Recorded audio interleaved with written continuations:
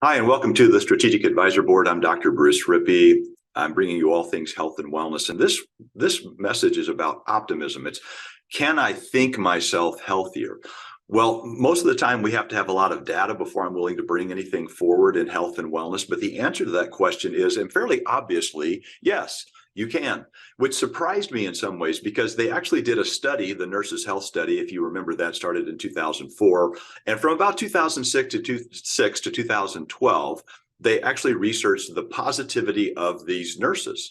And they set them in quartiles. Who was the most positive? And this was determined in certain ways. And there's a bunch of different key outcomes and key measuring facts. But it was interesting to find out that the most positive, when they had a problem, they actually healed better, faster, and longer and didn't have problems in the long term at all.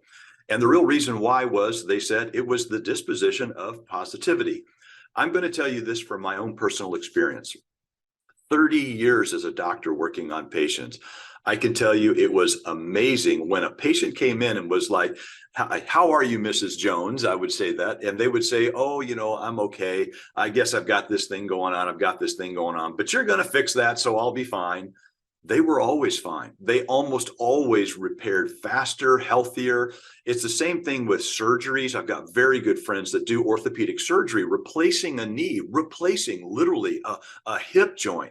And those people that went in and had something to do afterwards, they had a family that supported them. They had a mission. They had something to look forward to. They were so passionate about life and this positivity. I'm going to get back on my feet. I'm going to do all these things.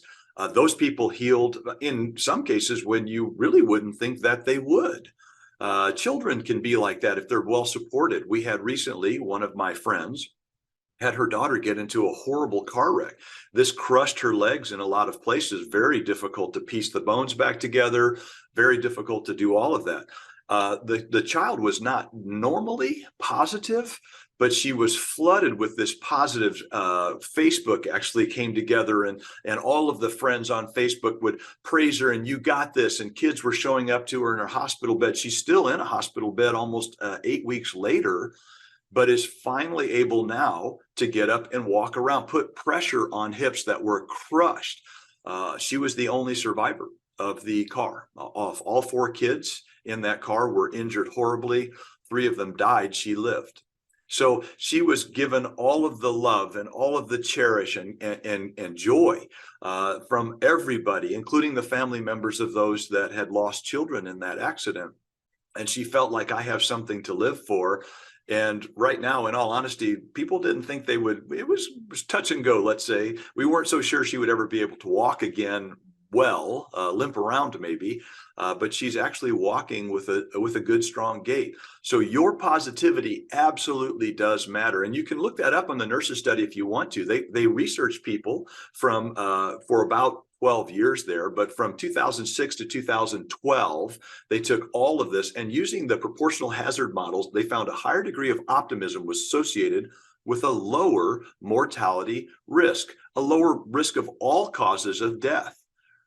Here's my suggestion. Take some time every day and go through what you're grateful for. If you want to, divide a page right down the middle. On one side, write, this is the awesome stuff that happened today, and I'm really joyful for that.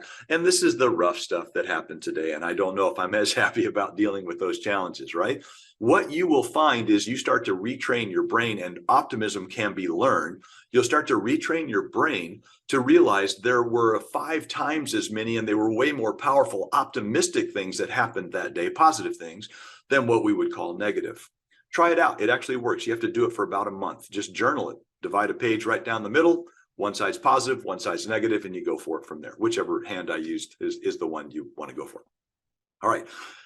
I will see you the next time on the Strategic Advisor Board. I really look forward to bringing these things to you, and I really appreciate your comments. If you want to get in touch with me, Dr. Bruce at brentmed.com, DRBRUCE at BRINTMED.com.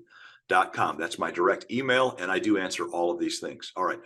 In the meantime, I will see you next time on this, and in the meantime, be an example of what's possible.